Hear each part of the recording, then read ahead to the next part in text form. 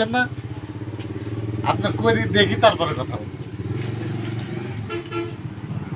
মানে আমি এখন যতই ভালো বলি এটা আপনার বিশ্বাস হবে না। আমি সবচেয়ে ভালো ফলন পাইছি দুর্বারে, হুম। কিন্তু দুর্বারের করলাটা একটু লম্বা হয় তো, যার কারণে এখন তো ধরেন মার্কেট ছোট করলার মার্কেট মার্কেট বড় প্রাইস একটু কম।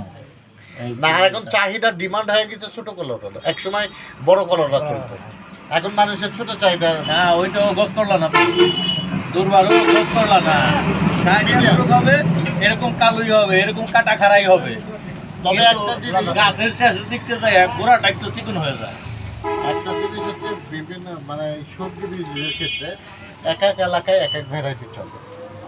কোনো জায়গায় অনেক জায়গায় আবার গছ করলা চলে, কিন্তু আবার কোনো জায়গায় গছ করলা চলে না, খালি ছোট আমাদের এলাকায় গছ করলা চলে ছোট না। ছোট করলা।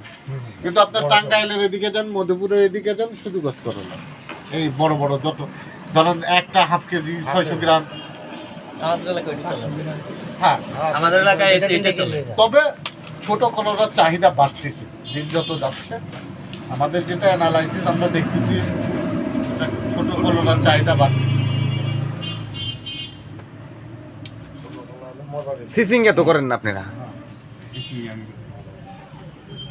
চিচিঙ্গা আমিও করি, সিসিং এই যে আমিও করি। আশালতা, আশাটা হইলো আপনার মাথার একটু বেহা হইতে আমি পারে, করি না, আর এইটা হলো তরালের মতো সোজা হবে। ঝিঙ্গা জিঙ্গে চিচিঙ্গা আমি করি না। আপনাদের কাছে আমার মানে একটাই রিকোয়েস্ট যে আপনারা 2-1 প্যাকেট করে রেজাল্টটা দেখেন। মানে সব করার দরকার নাই, আপনারা আপনাদের পছন্দ মতো করেন, আমাদের 2-1 প্যাকেট করেন, করে আপনারা একটু রেজাল্টটা দেখেন।